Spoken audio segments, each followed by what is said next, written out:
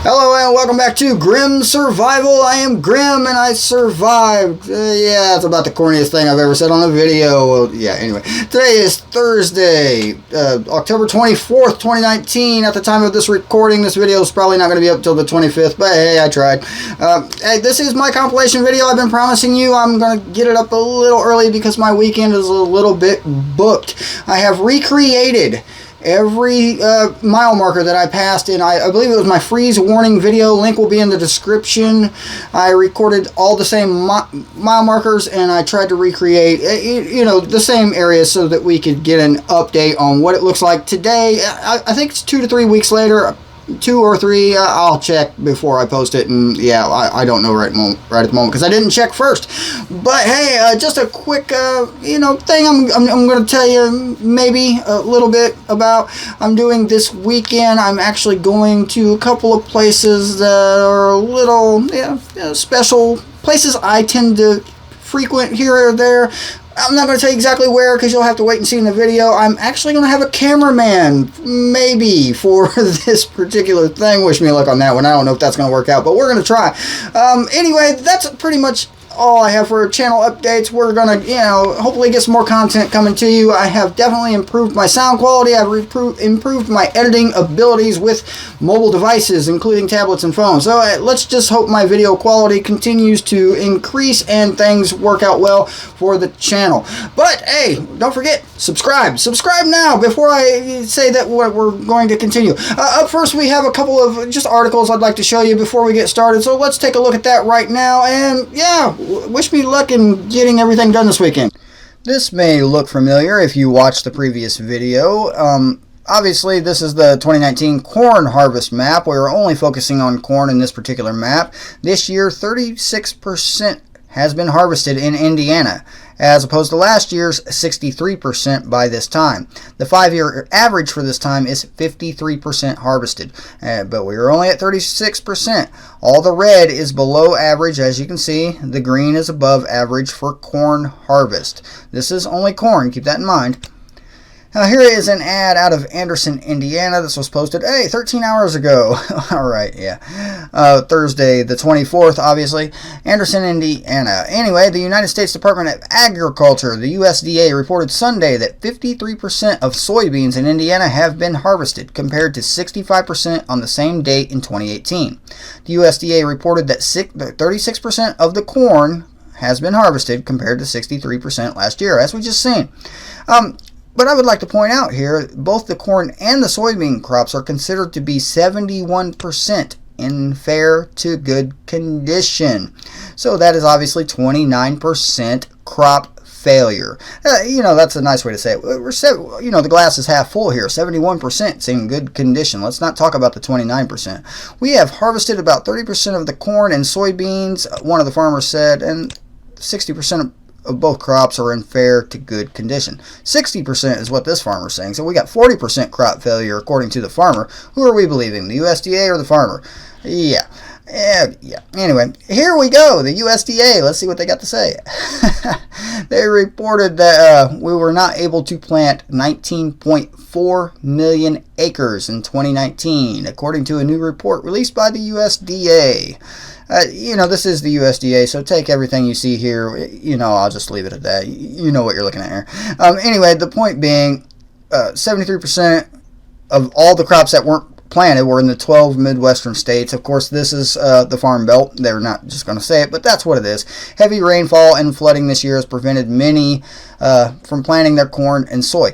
So, do a little math. 19.4 million acres not planted on top of what the farmer said, 40% crop loss. That's 40% of all the crops that were in poor to unusable condition is what I'm going to estimate that says. Speaking of the rain, this is, let me scroll up here for you. This was posted July 15th, 2019, and this is using a drone mapping for crop insurance, as you can see. And I'll post the links in the description.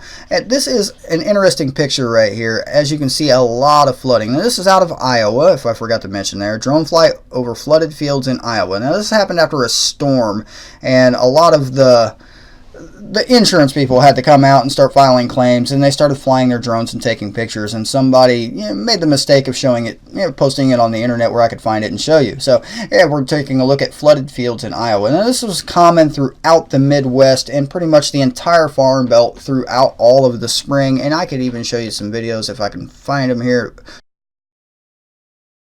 Here we are looking at worldgrain.com. U.S. imports corn from Brazil, and I talked about this in a previous video. This one was posted September 30th, 2019. As you can see, Brazil exported 60 tons of corn to the United States. That's metric tons, probably. Anyway, the shipment is rare since the United States is the world's largest corn producer and currently exports between 10 and 20% of its annual production. I might learn to talk someday. Anyway, why is the world's largest corn producer, who usually exports 10 to 20% of its annual production, importing 60,000 tons, I might add, and expected, what was it, on the 17th of this month, they were expecting 52.4 more. Yeah, 52,000 more coming in, and it probably got here, but yeah, I didn't bother to look. Yeah, so why are we importing so much corn from Brazil? Let's ask the farmers. Yeah, this was an interesting picture. Glad we keep the tracks on for the wheat harvest of hell back in 2011. Oh, yeah, there we go. Let's get a good look at it. Yeah, nice tracks on that combine. He needed it to get through the mud. Still looking at this is Twitter, by the way. We're looking at farmers for No Harvest 19 hashtag, and you can just the current situation in Southwest. Where are we at? Yeah. Anyway, you can just see it's flooded. It's just completely flooded. Keep on moving down. You can see the tractors are just that is some pretty deep mud right there. Keep on going. There was a couple more I'm trying to find. I think it was this one. Not going to lie, it would be nice to combine some soybeans in North Dakota. Only problem is they're 18 to 20% moisture and water squeezes out from the ground as I walk. And this is some more pictures from the same person with just flooded fields. And that's what we are looking at.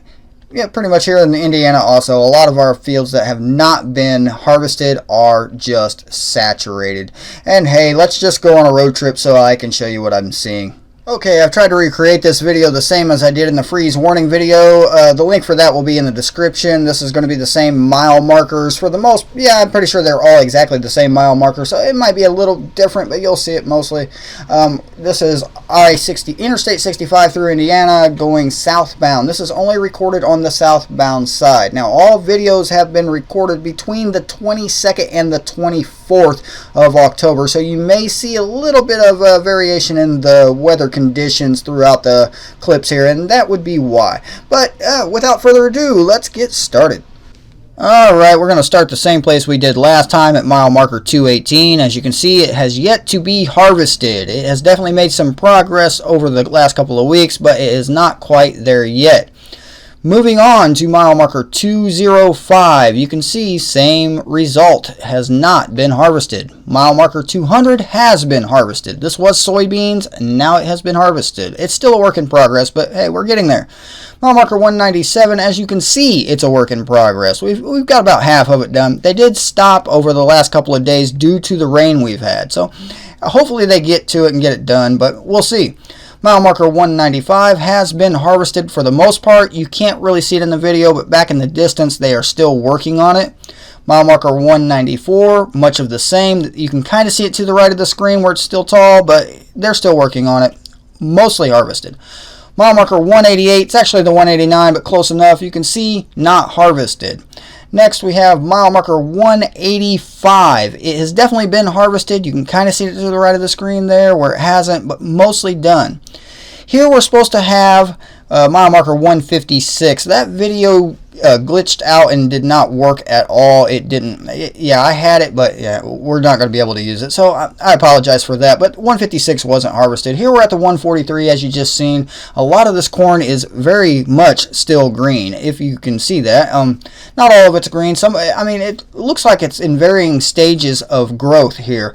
The maturity levels just aren't where they should be. Obviously, they're not, even, but like I said in an earlier video, if your grass isn't growing, then the corn isn't growing. And I can tell you for a fact that I live, within 100 miles of this area, and my grass hasn't grown since the early parts of October. So obviously this corn that is still green, I don't see it maturing any more than what it is. If it's even usable, that is questionable. I'm not a farmer. I couldn't tell you if we're using that for anything or not.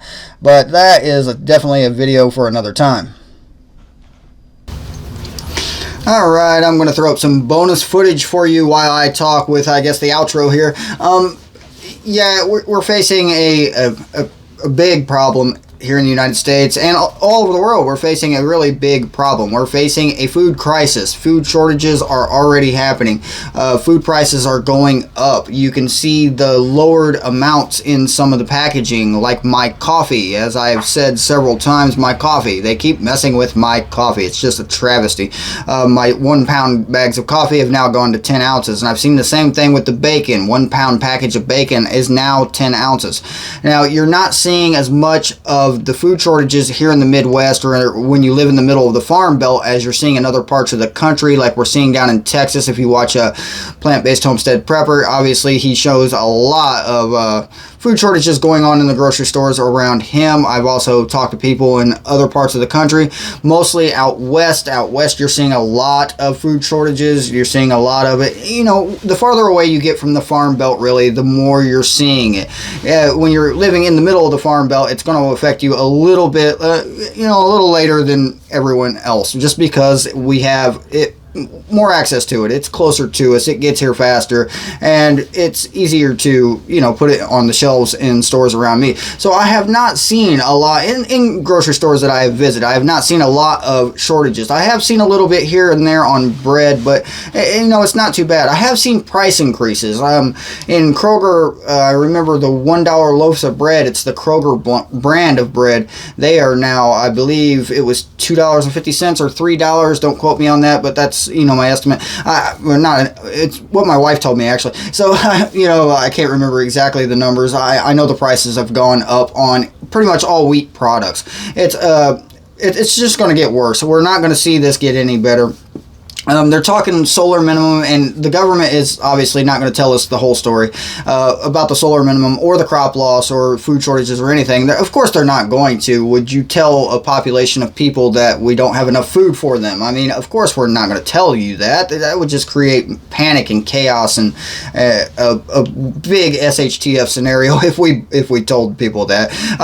For those of us that are awake and paying attention and have a couple of brain cells knocking around in our heads, we can see that something is very wrong here. Anybody who lives anywhere near the farm belt and drives around the farm belt can see that something is wrong here. And just from the videos I can show you while I've been driving, it's obvious. It's obvious to me. It's obvious to obviously you that are watching. But it's not getting any better. It's only going to get worse. Now, back to the solar minimum. They're saying it's just a solar minimum. Other people are saying it's a grand solar minimum. What's the difference? A solar minimum lasts 1 to 2 years, possibly 3 years. A grand solar minimum could last over 100 years. So we could see, if this really is a grand solar minimum, we could see this just go on for years and years and years, and this is going to affect all of our crops and our growing seasons. It's going to, we've already shortened our growing season, like Ice Age Farmer likes to say, from the start to the finish, or the front and the back, both sides. It has been shortened at the end for harvest. It has been shortened at the beginning for planting. So it's just a shorter growing season all the way around, and that could just continue if we really are in a grand solar minimum. Now, I have not read too much about solar minimums. I have studied a little bit, and I've watched, Ice Age Farmer has a lot of information about it, so I suggest you look to him if you want more information about grand solar minimums or solar minimums in general. As for me, I can tell you what I see. It's definitely cooler outside. It is not as hot as it was last year or years previous. For the last, I'd say 5 to 7 years, I've noticed an increasing trend of heat. I've noticed it being hotter than what I ever remember in certain areas, and this year I've noticed it cooler than it has been since I was a small child. So that being said, solar minimums, grand solar minimums, do the research. What can we do about it? Prepare. Buy food. Stockpile. Store. Just food. Don't forget water. Water is definitely important. You need water. You can't cook without it. So yeah, store water. You won't survive without it either, obviously. Alright, I'm starting to ramble here. It's getting very late in my area. I am tired and I have way too much plasma flowing around in my caffeine system. It's just not working for me. So I am going to bed. I hope you guys enjoyed the video. Please like, subscribe, share. Let everyone know that we are all about to be, you know, SOL. I guess, yeah, that's a good one. SOL. It's getting grim out there. Remember, survival is grim, and I'll see you next time.